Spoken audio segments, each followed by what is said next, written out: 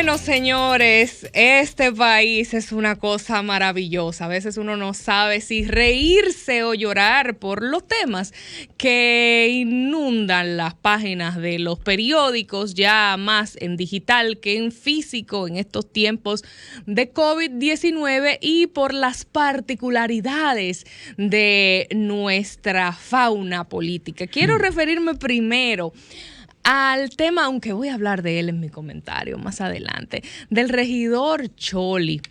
Leonte, bueno, ahora no me acuerdo el apellido, lo tengo anotado por ahí. El regidor Choli, que estuvo en una entrevista que se hizo viral en las diferentes redes sociales por unas declaraciones donde él no solamente veía como bueno y válido que alguien esté en alguna función estatal o en alguna función electiva y aparte de su salario, que devengue por sus funciones, haga algunas marrullas para buscarse un dinero adicional. Esto, por supuesto, en franco conflicto con la ley. Y él no solo decía esto, él iba más allá, él explicaba el mecanismo de cómo es que se hace este tipo de negocios. Y esto nos llama la atención de cómo hemos normalizado este tipo de actitudes, de cómo muchas veces nos indignamos por este tipo de situaciones, pero sigue incrementando en República Dominicana la cantidad de personas sin formación y sin concepto alguno que desplazan a quienes sí tienen las calidades para ocupar diversas posiciones simplemente porque tienen y saben lo que deben de hacer para llegar a ese tipo de escaños.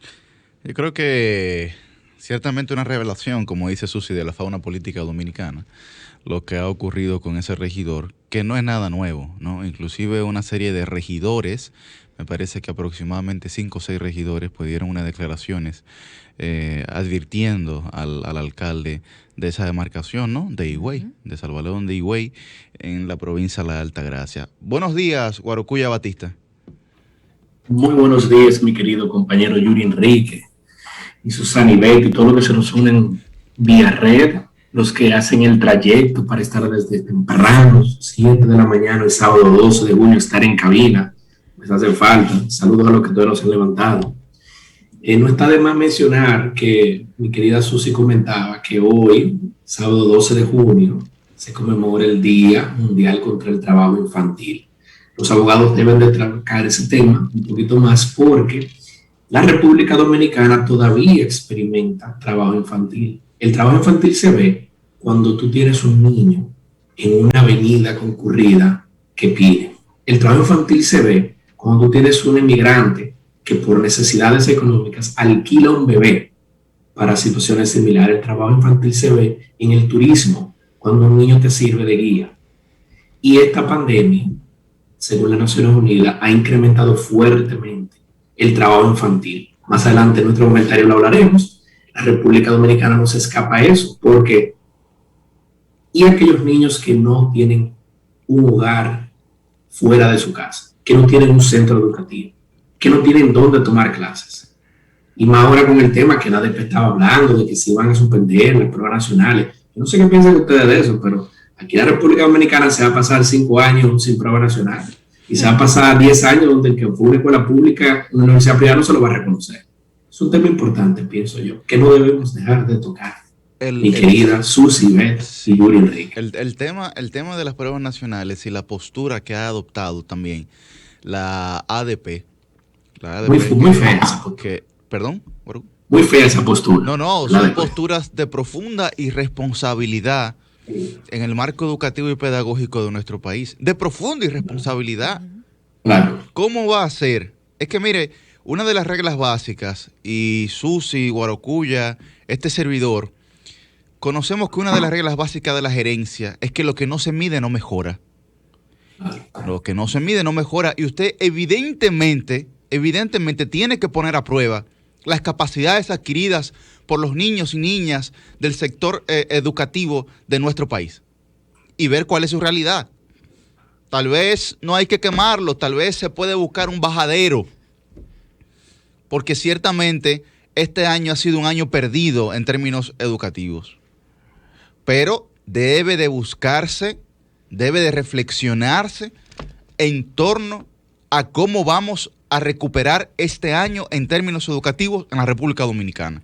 Lo que no podemos hacer, Yuri, es lo que propone Eduardo Hidalgo, quien es diputado, quien fue presidente de la ADP y quien aspira nuevamente a la presidencia de la ADP, de que el 30 de junio se termine el año escolar, que los 2 meses que faltan no se den ni en modalidad virtual, ni semipresencial, ni de ninguna clase, y que los estudiantes sean promovidos de curso, es decir, sean pasados de curso sin importar si han adquirido los conocimientos o no. Lo que pasa es que desde este mismo espacio nosotros le hemos planteado al Ministerio de Educación y a su titular que por favor primero hicieran un diagnóstico del acceso educativo hacia los materiales que se estuvieron impartiendo a distancia, ¿no? En los medios tradicionales. No se hizo. Si se hizo, no se le ha presentado a esta sociedad.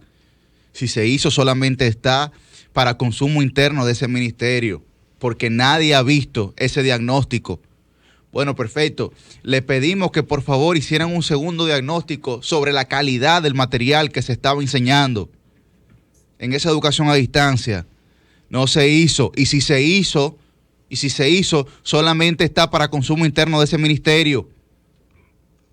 Luego le pedimos un tercer diagnóstico, que era precisamente la evaluación de ese material al que los niños habían accedido.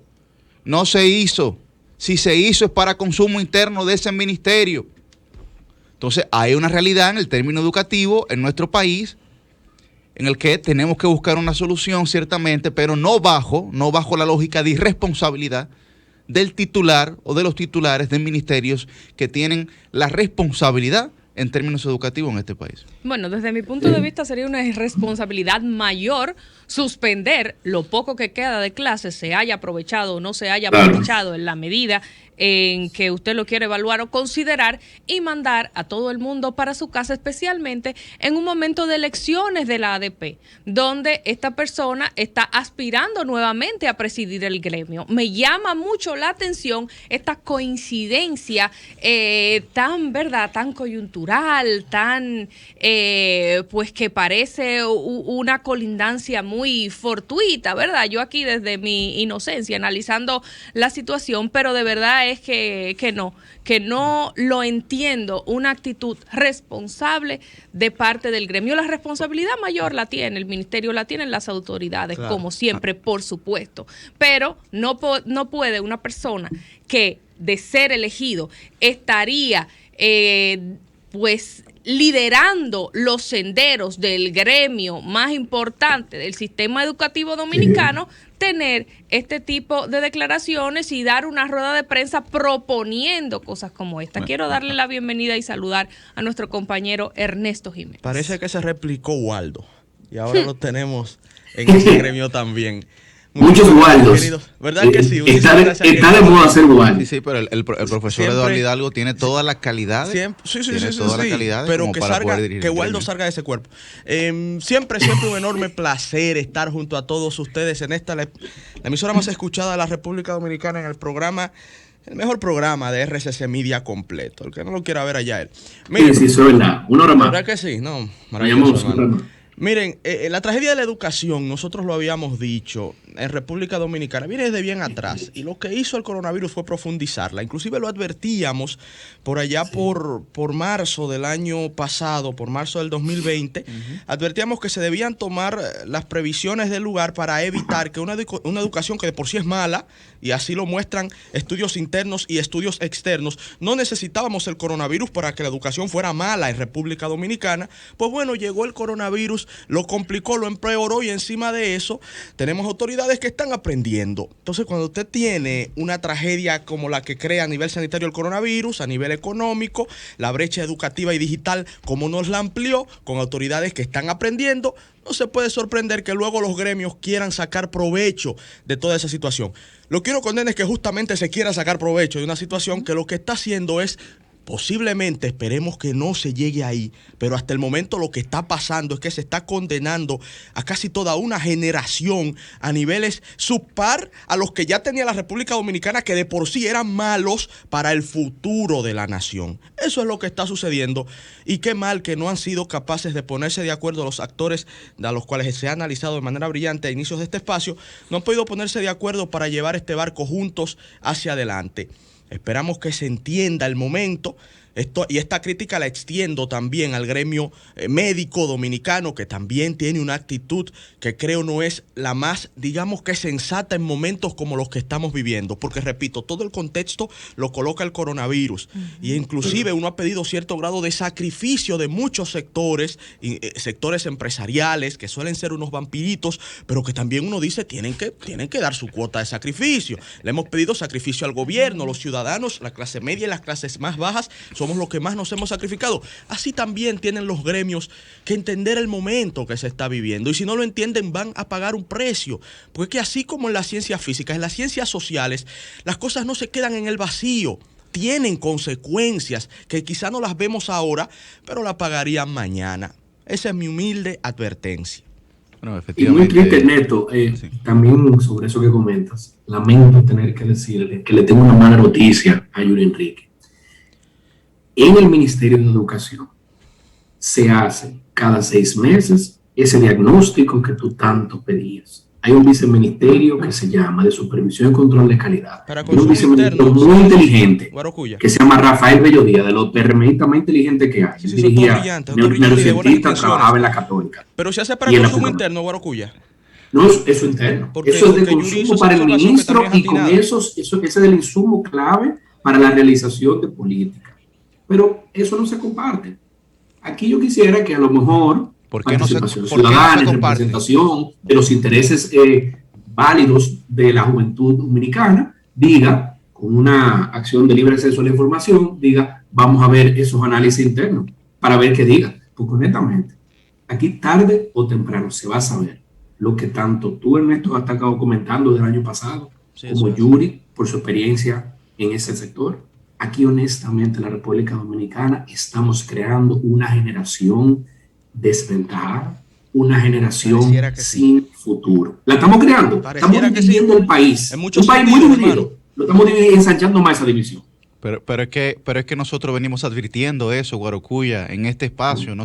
Todos nosotros, tú, Ernesto, yo, todos nosotros hemos venido advirtiendo esa realidad. Y no han sido consecuentes, por lo menos con el pedimento que se le ha hecho. Si existe el diagnóstico, porque claro, por eso dije, y Ernesto bien mencionó, hice la salvedad, si existe, pues para el consumo interno, pero ¿por qué no lo muestran a esta sociedad? Sería muy ¿Por qué no se auxilian? Los obligaría a hablar del tema. ¿Por qué no se auxilian? Bueno, pero ¿por qué no se auxilian? Eso, como bien mencionaba Ernesto, que están aprendiendo, ¿por qué no se auxilian de personas que tienen la experiencia y la capacidad como para poder aportar a esta situación? ¿No? Es simplemente eso lo que nosotros estamos planteando. Porque esta generación que se está creando ahora mismo va a ser una generación sin oportunidad de nada, de absolutamente nada. Nosotros hemos hablado aquí de la tasa de desempleo juvenil, que Ernesto y yo la vivimos compartiendo, ¿eh? Y es la más alta junto con México de la región. Compartimos aquí todos los datos que nos van dando a nosotros una aproximación de lo que puede ocurrir. Ojalá y se pueda salir de esta situación. Chicos, en otro tema quisiera mencionar todo lo relacionado a la vacunación. A partir de este sábado lo habíamos plasmado en nuestro segmento introductorio para dar paso a estos comentarios sobre las noticias al sol, donde a partir de hoy las vacunas contra el COVID-19 incluyen a menores de 12 años. Hay una reserva de más de 9 millones de dosis de Pfizer pendientes de importación, y hoy entonces se retoma la inoculación. Y el Plan Nacional de Vacunación, cabe destacar, según señalan los medios, pues que en lo adelante, lo próximo será el retorno de la colocación de la primera dosis. Recuerden que vimos unas noticias que decía que solo las personas que les faltara la segunda dosis iban a ser los vacunados. O sea que todos los adolescentes que deseen vacunarse deben ir acompañados por sus padres en los centros que habilitaron las autoridades en el Gran Santo Domingo y también en la provincia de Santiago. Un total de 33.500 menores de 20 años han sido afectados por el coronavirus desde que comenzó la pandemia, según el boletín más reciente del Ministerio de Salud Pública. Guarocuya, llegó la vacuna que yo quería, pero me llegó a mí un poquito tarde. Qué cosa. Tanto que se hablaba de eso, entonces la van a destinar en su mayoría para los niños, pero esto va contradiciendo la política pública que se está llevando de educación. O sea, van a cerrar el año escolar, van a pasar a todo el mundo, no se va a dar prueba nacional o se van a dar, todavía estamos esperando el Ministerio de Educación, y se van a utilizar la mayoría de estas vacunas AAA, llamémoslas así, en mujeres embarazadas, lo cual lo veo bien, pero en niños menores. Entonces hay como un tema, pero de Estados Unidos avisó, y hablaremos más de eso en otro comentario, ya Estados Unidos anunció una especie de plan Marshall, parte 2, a través de vacunas. Pero con vacunas, sí. La política china. Los dominicanos no pueden ponerse... Tan tarde los gringos, ¿eh? Sí, un poquito tarde. Y está bien, pero llegaron. Que ya van a dejar de cuestionar la famosa diplomacia de las vacunas, porque van a hacer algo parecido en una magnitud mayor. No, la van a hacer. Ahora, lo que yo siento escuchando preocupantemente, aquí debiéramos tener un experto. Entonces ahí está, Guarocuya, ¿no? Otra vez esa famosa expresión de que las potencias no tienen amigos ni enemigos, tienen intereses. Así. Se le atribuye a Lord Palmerston 100%, en Inglaterra, 100%. pero los gringos hacen lo mismo. Mira, mi noticia es interesante, y yo sé que a ustedes le puede también causar cierto nivel de morbo. Ustedes saben que el senador Franklin Romero, sí, denunció que el 80% de los funcionarios de este gobierno no resuelven. Qué desgracia. Se quedó corto el pana. Pero resulta que Héctor Acosta, el Torito, senador también, saludo para mi amigo el Torito, gracias siempre por las distinciones que nos profesa. El Torito dice que no es un 80, que es un 88 y que ni cogen las llamadas. Y que tienen que entender, es duro, hermano, ¿verdad? Y que tienen que entender que ellos están ahí para servirle al pueblo. Imagínense ustedes, usted, amigo, amiga, ciudadano y ciudadana, que al igual que yo anda caminando por las calles de la República. Y qué bonito también, agradecimiento a las muestras profusas de apoyo, a todo el equipo del Sol de los Sábados, que esta semana coincidencialmente, no sé, hemos tenido, varias personas nos han reconocido en las calles y nos han saludado y le han enviado saludos al equipo. Muchísimas gracias, amigos y amigas.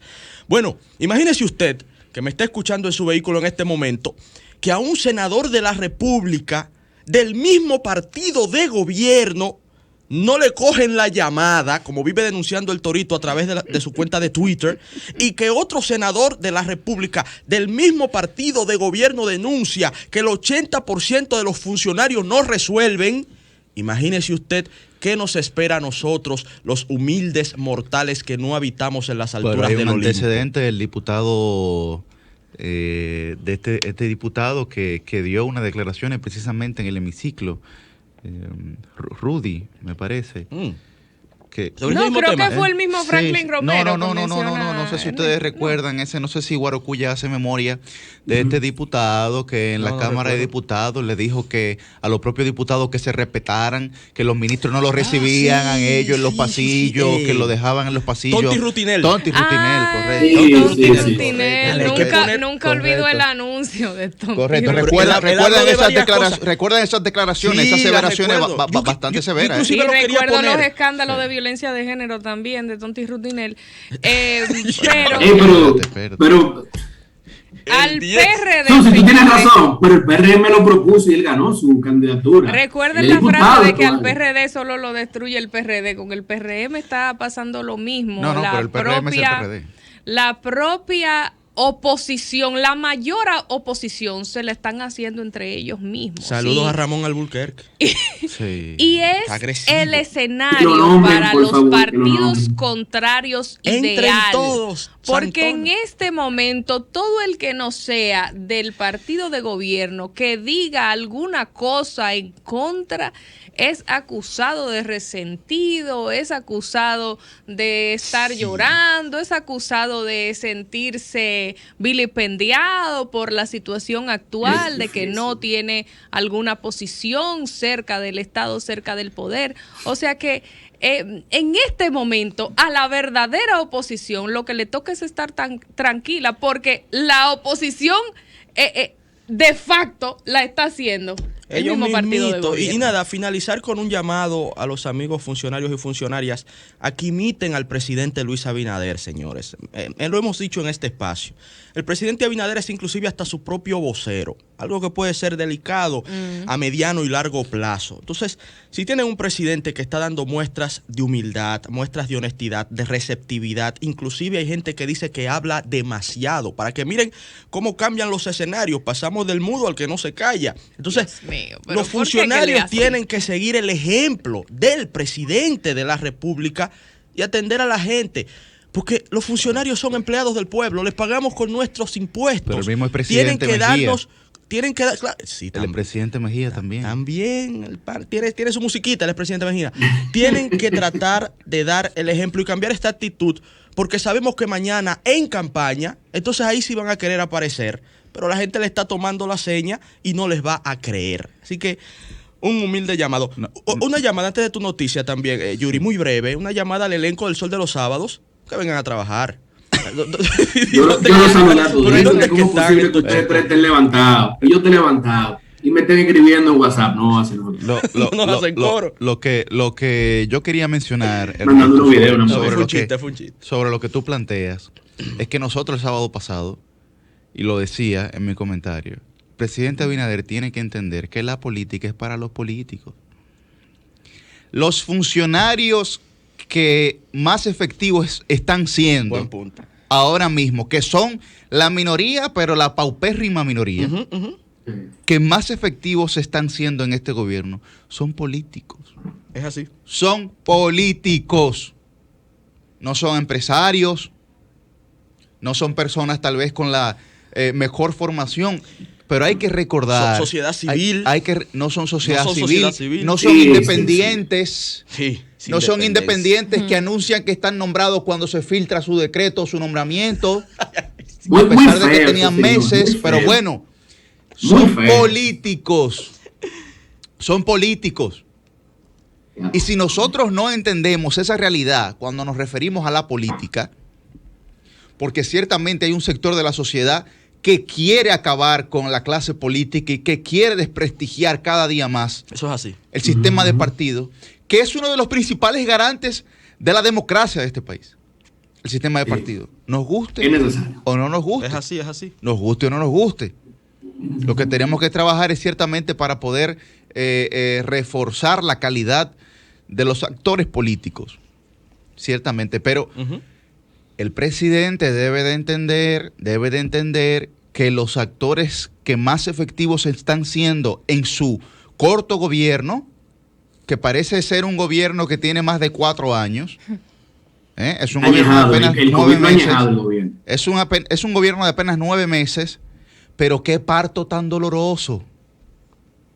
Son 9 meses que tiene este bebé en la barriga, pero qué parto tan doloroso. Va a ser difícil dar a luz aquí. Qué difícil. Ya están reformando el estatuto del partido para promover la reelección. Ya eso se habló públicamente. Yo lo dije. Pero eso es normal.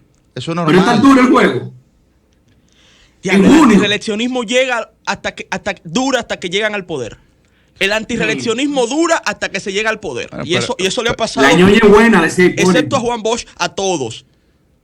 Bueno, pero buena, por la realidad de Bosch, pero realmente Sí, pues el no le dieron PRM tiempo. de esa filosofía antirreeleccionista que habla Ernesto, que viene del PRD, Sí, claro. realmente, inclusive la tesis de Peña Gómez, la tesis doctoral de Peña Gómez, fue en contra de la reelección.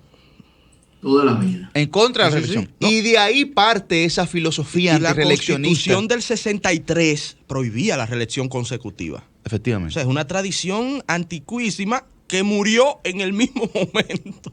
Pero ¿cómo es posible que dos partidos fundados a la imagen y semejanza de José Francisco Peña Gómez, cada vez que llegan al poder, quieren reelección? Bueno, sacrifican la imagen de su fundador. Bueno, mientras estuvo vivo Peña Gómez, para ser respetuoso con la memoria histórica, no se pudo imponer la reelección. Recordemos al presidente Guzmán, que lamentablemente se suicidó con meses antes de la transición, y el presidente Jorge Blanco, que tampoco buscó la reelección. Mientras Peña estuvo vivo, el tema se controló.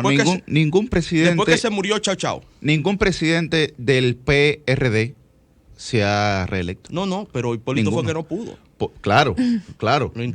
Bajo las circunstancias que han caracterizado a cada contexto. No me estoy refiriendo a que los contextos han sido los mismos, pero ningún presidente. Y gracias a Dios. Ningún presidente. Sí, ese es el dato histórico. Ningún presidente del PRD se ha podido reelegir. Se ha podido reelegir, efectivamente. Y siempre hay crisis. Sí. Es interesante. Bueno, señores, mi noticia del día de hoy es sobre el tema de Nicaragua y las declaraciones que había dado la Cancillería Dominicana, expresándose, ¿no?, en solitario. De hecho, el editorialista de la radio, don Julio Martínez Pozo, había hecho un comentario en este mismo espacio mencionando que entendía válida la preocupación de la Cancillería, mas no así un mensaje en solitario, ¿no? La Cancillería se ha unido, no sé si pudieron ver en estos días las declaraciones, pues se han unido con Costa Rica, con España y con otros países de la región, pues precisamente para dar paso a estas declaraciones. Ahora la OEA, la Organización de Estados Americanos, pues analizará la situación de Nicaragua y va de camino a aprobar una resolución para condenar lo que ha ocurrido. Nosotros nos sentimos muy disgustados con la realidad nicaragüense, sí. Porque el tema de Ortega, lo que significó la revolución sandinista, ¿no?, en este país, pues se buscaba reivindicar los derechos de la ciudadanía. Pero tiene ya un patrón conductual desde que suprimieron el Congreso de ese país y desde que su esposa, ¿no?, se ha colocado al mando del gobierno, a pesar de ser la vicepresidenta, es la que se encuentra ahora mismo al mando del gobierno, por lo menos es la percepción que se genera de la realidad política de ese país. Desde ese tránsito, ¿no?, que ellos vienen llevando, pues nos dimos cuenta que ya se habían perdido los valores de esa revolución sandinista. Y nos parece de extrema peligrosidad que se encarcelen a los principales actores de la oposición en ese país. En plena campaña electoral. En plena campaña electoral, sobre todo bajo unos alegatos que parecen burlescos, ¿no? Unos alegatos que parecerían ser, que fueron inventados. Inventados. Sí. No el de Chamorro, sino el del otro aspirante, que decían que lo que se le está imputando es de adversar la patria, ¿no? Pero bueno, traición a la patria. Traición a la patria es un concepto bastante amplio, en el que uno no sabe realmente cuál es la realidad que se persigue. Fue apresado luego de salir de la fiscalía bajo el supuesto alegato de traición a la patria. Ojalá... Y que la gente sepa... No, disculpa. Sí, ojalá que esta situación pueda resolverse por los medios diplomáticos y que se puedan celebrar elecciones libres y transparentes en Nicaragua, sin violentar su soberanía. Sin violentar su soberanía. Claro, y hay algo que sí me preocupa, y lo digo con mucha humildad y con ánimos de aprender. Cualquier amigo autorizado de la Cancillería que pueda comunicarse con nosotros, por favor, lo puede hacer. Me preocupa que ha cambiado como la doctrina, vamos a decir, de política exterior de la República Dominicana. Anteriormente servimos como ente mediador en conflictos en donde no tomábamos posición. Así es. Entonces, esto ha cambiado. A mí siempre me ha gustado mucho el papel de mediador. Inclusive en mi propia vida privada lo intento de hacer. A mí me gusta el equilibrio, la equidistancia, la objetividad. Va con mi forma de ser. Y la República Dominicana a nivel de política exterior actuaba así. Recuerden aquella famosísima cumbre. Bueno, la que cumbre el de presidente Río del Leonel 2008. Fernández, claro, en el 2008 que el presidente resolvió el tema de Ecuador, Colombia y Venezuela. Un tema que pudo haber llegado a una conflagración armada de proporciones indescriptibles. Bueno, hay que destacar la labor que ha tenido el expresidente Leonel Fernández en los diferentes procesos. Porque es un estudioso, de la política internacional y desde la Fundación Global Democracia y Desarrollo ha hecho muchos aportes en ese sentido. Y es probablemente la figura política más relevante de la República Dominicana a nivel mundial. En este momento es el doctor Leonel Fernández Reina, independientemente de cualquier otra objeción o crítica que se le pueda hacer en otro sentido. Entonces, me preocupa, y con esto culmino, es una sencilla, no es un gran análisis, solo quiero lanzar esa preocupación y me gustaría una respuesta oficial de si se cambió la doctrina de política exterior de la República Dominicana, si de ahora en lo adelante vamos a estar entonces tomando partido en los conflictos y nos vamos a alejar definitivamente de esa posición que veníamos construyendo, que construyó el doctor Leonel Fernández y con la cual yo me sentía muy cómodo, de intentar ser un mediador y un ente de equilibrio regional en busca de la paz, la cooperación y el diálogo. Sencillamente me gustaría saber eso. Definitivamente la construyó el expresidente Fernández y fue continuada por la siguiente gestión del Partido de la Liberación Dominicana, ¿no? O sea, desde el 2004 hasta el 2020,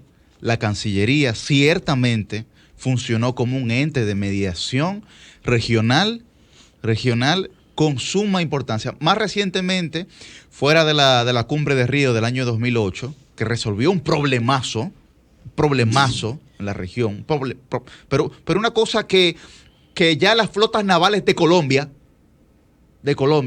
estaban listas. Sí. Estaban puestas ya. En aquel momento, los expresidentes Álvaro Uribe, correcto, y Rafael Correa, correcto, tenían yo recuerdo, yo era una persona con muy poca edad. Recuerdo pasar por la de Filló con Sarasota. Ahí ponían las primeras planas de los periódicos en grande. Y recuerdo aquella foto de Uribe y Correa dándose la mano. Sí. Con aquella mirada punzante. Sí. De Correa. Sí, Correa mirando a Uribe prácticamente como un enemigo. Sí, efectivamente. Pero de forma más reciente hay que recordar las negociaciones ciertamente fallidas, porque nos tomaron el pelo. En Venezuela, que se hicieron en una primera instancia. La primera aproximación fue prácticamente en secreto que se hizo aquí en la Cancillería, precisamente con el presidente Fernández y el presidente Danilo Medina. Sí, también ahí participaron ambos. Hay que recordar. Interesante. Hay que recordar. Eso fue lo más reciente, ¿no?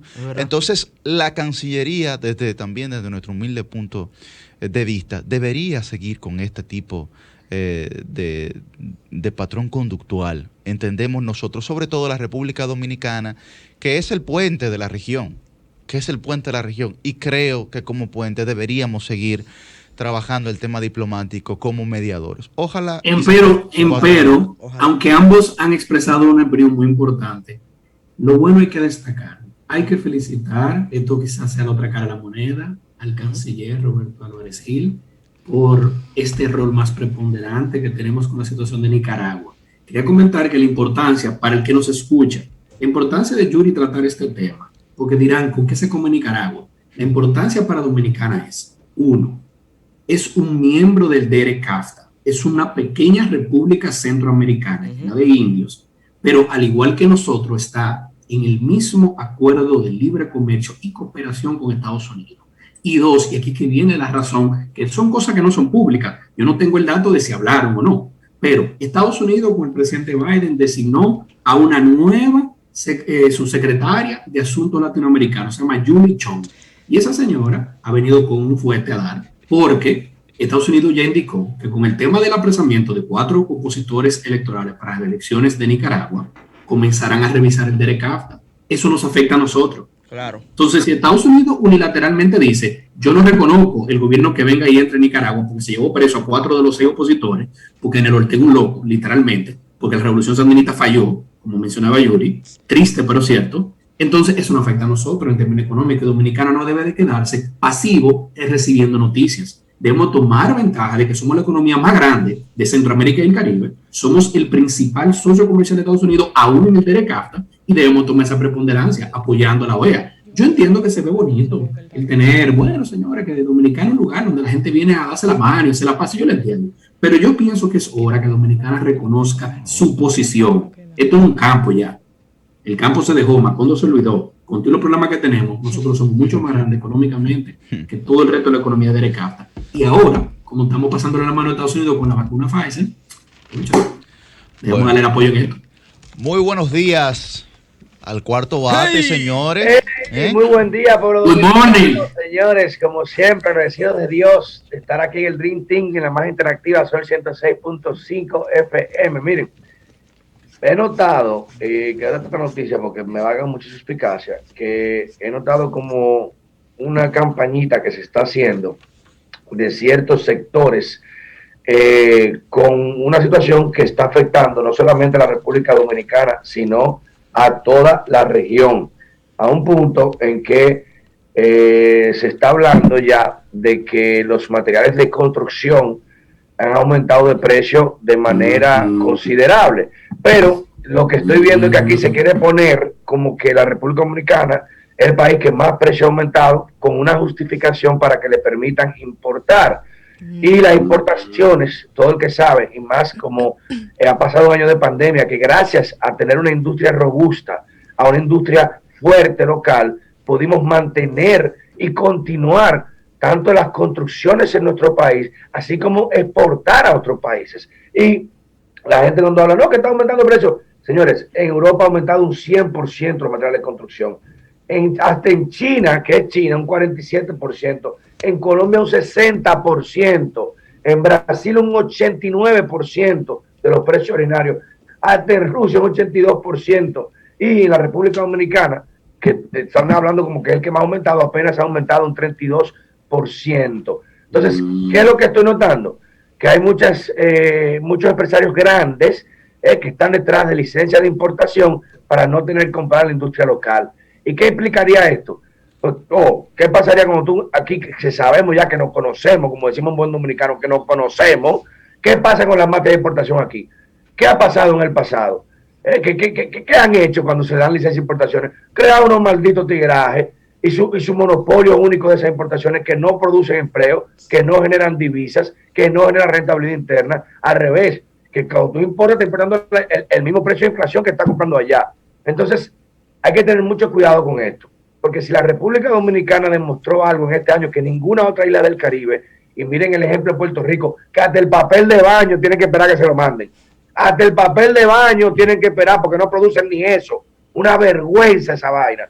Nosotros en un año de pandemia donde estaban todos los barcos parados en el mundo, donde estaba todo parado, pudimos mantener nuestra industria de construcción local fuerte y moviéndose. Y además pudimos sostener la industria alimentaria, aparte también, que es a raíz de eso también. Pero yo tengo una pregunta, Pedro. ¿Cómo entonces pueden descender los precios de esos materiales importando materiales de un país que los tiene más caros? Exactamente. El saco del tigre no comprárselo aquí a la industria local, precisamente por eso. O sea, quieren comprarlo en un lugar que lo venden más caro para traerlo directo, para ganárselo ellos el dinero, los empresarios, a costa de los empleos, de los miles de empleos dominicanos que sí trabajan en una industria poderosa y local de materiales de construcción que tenemos aquí. ¿Cómo es que dicen los abogados, Pedro? ¿A quién beneficia el crimen? Exactamente. ¿A quién le beneficia? A los que quieren traer su cosa privada y que no quieren comprarla en la industria local o que no quieren hacerle esa. Mira, Pedro, bueno, se ha frisado un poco la imagen de nuestro compañero Pedro Casals, pero quería conectar lo que tú señalas, Pedro, con lo que se hace cada año en el marco del Día de la Industria Nacional. La Asociación de Industrias de República Dominicana celebra este día y hace siempre una proclama del sector industrial. En este año ellos se refirieron a la resiliencia de este sector en República Dominicana, de cómo en medio de esta pandemia han logrado fortalecerse, han logrado mantenerse a flote, y la importancia de una base industrial fuerte, y de cómo gracias a la industria local, en este caso nos estamos refiriendo al tema de la construcción, pero ellos se refieren a nivel general, pues están propiciando el crecimiento económico y la reactivación de la economía luego de una situación mundial como la que tenemos. Pero la proclama del sector industrial a la que yo quiero referirme no es la que ocurrió este año, sino la que se hizo en el año 2018, que precisamente era el año del fomento de las exportaciones, y se hablaba de la importancia de precisamente fortalecer esta industria local en cuanto a las políticas comerciales al respecto, directamente relacionadas con la importación, porque mencionaban en esta proclama que en los años 70 la República Dominicana se abrió al mundo sin una política definida, sin una estrategia en el marco de lo que tiene que ver con lo que se importaba a nuestro país, y eso generó una amplia desindustrialización. Claro, y sí. Esa desindustrialización conllevó un incremento desmedido en las importaciones, un congelamiento de las fuentes de empleo formal y un déficit comercial que cada vez crecía más, lo cual, pues como decía la Asociación de Industrias en ese momento, y que ahora toca especialmente el sector construcción y los planes de importación que bien tú señalas para desproteger la producción nacional, pues tenemos nosotros que tener en cuenta que lo que nosotros producimos en República Dominicana produce empleos aquí, genera impuestos aquí, también nos ayuda a ahorrar divisas aquí y a mover la economía local. Entonces, cuando veamos estos temas, tenemos siempre que analizar, revisar las posiciones del sector empresarial, que son lo que hacen los cambios y lo que hacen el impacto en República Dominicana, y el sector construcción no debe ser la excepción. No, y precisamente que, como tú... Oye, nada más referirte con eso, que lo que tú acabas de decir, las importaciones no generan divisas, al revés, tú tienes que pagar afuera. No generan empleos, al revés, están perdiendo empleos aquí, no generan impuestos, al revés, lo estás pagando afuera también, y están importando esa misma inflación, como dijo Yuri, de que tú estás pagando el mismo precio allá, simplemente por no querer darle el beneficio a un competidor local. Ahora, ¿esto qué implicaría? Y miren el ejemplo reiterado de Puerto Rico, señores, que no produce ni un jabón, y gracias a Dios en la pandemia República Dominicana pudo autosustentarse. Esa es la palabra clave. Gracias a tener una industria robusta, fuerte, local, tuvimos una capacidad de autosustentación durante un año que el mundo entero estaba frisado. Así que mucho cuidadito con venir a querer ahora a crucificar o atacar a una empresa que, por cierto, somos de los menores en índices porcentuales de ese incremento, y que se ha debido, carajo, a una maldita pandemia, porque no nos vamos a volver locos. Entonces, ¿qué es que usted quiere? Vamos a cerrar los miles de empleos dominicanos que tenemos trabajando en la industria de construcción, y que gracias a Dios han mantenido la industria local, a pesar de toda esta situación que ha pasado en este año, y que ahora va a motorizarse nuevamente. No, señor, al revés. Y el Estado tiene que ser consecuente y apoyar esta industria local, más que nunca ahora, que es la única en el Caribe que ha podido autosustentarse. Ojo, Pedro, para que tampoco nadie se confunda, sobre todo los sectores conscientes que nos están escuchando. Aquí no se está abogando por una nueva teoría de industrialización por sustitución de exportaciones. No, para nada. Por favor. Eso fracasó en los 70 y en los 80, décadas perdidas de América Latina. Aquí de lo que se está hablando es de un tema de competitividad y de incentivar la industria local ahí donde es competitiva ante un panorama global de volatilidad y aumento de precios de materias primas. Entonces, ¿dónde está la lógica de destruir una industria nacional que es competitiva, que genera empleos, que mantiene estabilidad de precios, que ayuda inclusive a niveles de exportaciones ante los excedentes que se crean con ciertos rubros para abrirnos a un mercado global que lo que ha mostrado luego del coronavirus es un nivel altísimo de aumento de precios en torno a los commodities. Un flete desde China, que es desde donde se exportan la mayoría de materiales de construcción al resto del mundo. China es la fábrica del mundo en términos bien simples, que costaba de China a República Dominicana el flete $1,800 hace año y medio. Hoy cuesta, antes del coronavirus, hace un año más o menos, hoy cuesta $18,000. Oigan esa vaina, señores. Es un oigan aumento eso. brutal. Cuesta 16 veces más el flete desde China. Entonces, ¿cuál es la lógica detrás de intentar destruir una industria como la que muy bien Susi, Pedro y Yuri han descrito, y todo lo que eso le ha garantizado a nivel de estabilidad de precios, a nivel de que no hayan quebrado más empresas, a nivel de que esa misma inflación que Pedro indica en la construcción, que ronda el 32%, no haya sido peor como en otros países de la región? ¿Cuál es la lógica de intentar revertir lo que ha dado resultado, lo que ha generado empleo, certidumbre y estabilidad a nivel de crecimiento económico?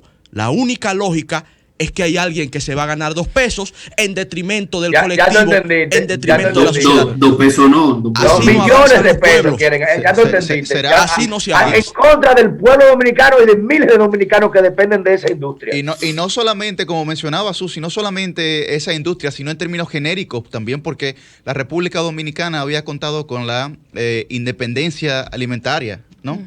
Nosotros teníamos el 85% de lo que consumíamos se producía precisamente en la República Dominicana. Claro, porque somos competitivos. Porque hay que indicar. Gracias a los gobiernos del PLD, desde Leonel hasta Daniel. Importar no es malo per se. La teoría que viene desde David Ricardo hasta los días de hoy indica que donde usted es bueno, usted construye. Donde usted no es tan eficiente, usted compra desde fuera. Bueno, pero lo que hay que preguntarse esa es la teoría básica de comercio internacional. Lo que hay que preguntarse es bajo qué lógica se va a importar en tema alimentario, en tema de construcción, si los commodities han subido también en términos internacionales.